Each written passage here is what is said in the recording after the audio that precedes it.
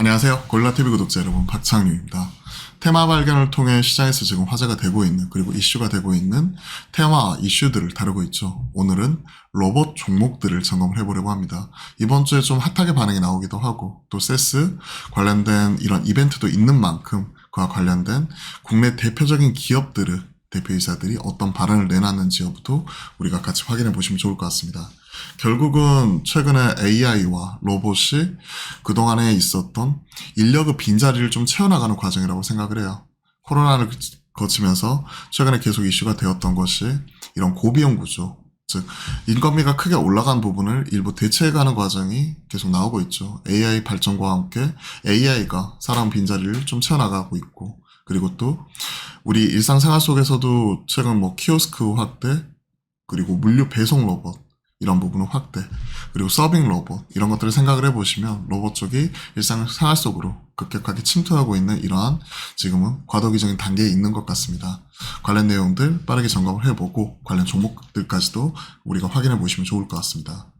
자, 테마가 아닌 하나의 섹터로 보고 있죠. 사실 당장 실적이 나오기는 힘들어요.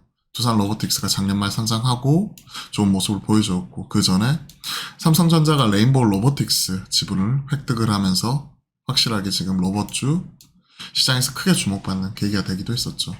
자, 최근 이런 로봇주들에 대한 투자에 대한 움직임 자체가 활발하게 나오고 있는데요. 한종희 삼성전자 부회장이죠. 로봇 사업 세게 밀고 있다. 그리고 로봇 플랫폼 구축 중에 있다. 그리고 보핏 이런 헬스케어 로봇은 B2B 쪽으로 지금 들어가고 있다 나오면서 이렌시스라든지 그리고 삼성 쪽이 투자한 레인보우 로보틱스 이런 쪽 반응이 세게 나오기도 했었죠. 플랫폼이죠. 결국 로봇 플랫폼 구축을 하고 있고, 또 대형 M&A까지도 계속 기대를 한다라고 얘기를 하고 있습니다. 그리고 보핏, 걷기, 보행 분야, 그리고 피트니스 필라테스 그와 관련된 B2B 쪽으로부터 지금 현재 사업을 시작을 한다라고 하고 있고요. 향후에 이런 부분이 또 B2C까지도 나올 수가 있겠죠. 조금만 기다리면 B2C도 경험할 수 있을 것이다. 그러면서 이제 이번 CES에서는 볼일을 공개했습니다. 실내 자율주행 로봇이죠. 그리고 사물 인터넷, 어느 정도 이제 실내에서 이제 허브 역할을 할 수 있을지 여러분 보시면 좋을 것 같은데요. 멀티 디바이스, 돌봄, 다양한 사용성 제공을 한다. 외출 중에 집을 모니터링하고 홈 케어를 돕는다. 자율주행을 통해 사용자가 부르면 오고 별도의 컨트롤러 없이 음성으로 명령을 수행하는 이런 역할을 하고 있는 쪽이죠. 실생활 속으로 급격하게 파고드는 부분이기 때문에 이런 기술 변화 이런 것들을 계속 점검해 나갈 필요가 있습니다. 자율주행 청소기, 그러니까 사실 자율주행 청소기라고 안 하고 로봇 청소기라고 우리가 표현을 하죠. 이쪽도 자율주행 기술이 다 접목이 된 거잖아요. 카메라 센서를 통해서 위치 이런 부분을 확인하고, 그 다음에 청소 이후에 자동으로 복귀해가지고 충전까지 자율주행 역할도 하고 있는 쪽인데, 이게 좀 더 고도화된 거라고 생각을 하고 있어요. 음성을 통해서 이제 우리가 명령 수행 이런 부분까지도 가능할지 여부도 정말 중요한 부분이겠죠. LG전자도 조주한 LG전자 사장이 로봇 시장 5년 내 명확한 미래가 될 것이다 라고 얘기하고 있고, 향후에 지분 투자나 M&A 가능성 열어두고 그때가 왔을 때 중요한 플레이어로서 준비를 하겠다. 삼성이 레인보우 로보틱스 투자를 했다면 LG전자는 기존에 그 전에 로버스타나 로보티즈 쪽에 투자를 했거든요. 그러면서 로버스타는 1대주주, 로보티즈는 2대주주 역할을 하고 있는데, 점점 이제 로봇 쪽 역할이 늘어나고 더 중요해지면 추가적인 M&A나 투자 이런 부분 계속해서 늘려나가는 거죠.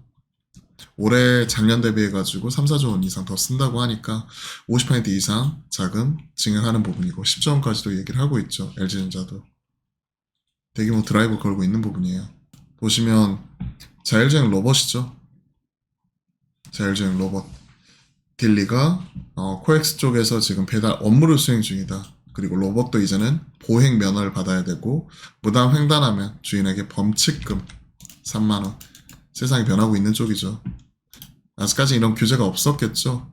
제도도 없었고, 근데 제도 정비하고 점점 일상생활 속으로 우리가 다가오는 부분 쉽게 볼 수가 있을 것 같습니다. 저도 아직 지나다니면서 길 가다가 이거 본 적은 없는데 보면 신기할 것 같기는 해요. 실제 서빙 로봇 이런 쪽은 식당에서 이런 것들 쉽게 접할 수가 있죠, 이제는. 이러한 것들이 실생활 속으로 지금 침투하고 있는 과정이기 때문에 AI와 로봇이 하나 테마이기도 하지만 아직까지 숫자가 안 나오니까요. 하나의 섹터로서 최근에 그 영역을 꾸준히 확대해 나가고 있는 게 하나의 시대적 트렌드로서 우리가 봐야 될 것 같습니다.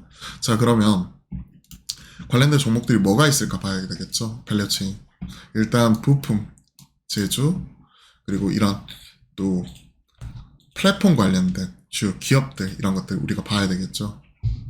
보시게 되면 이런 부품들을 보면 감속기, 모터, 제어기기, 센서 이런 쪽입니다.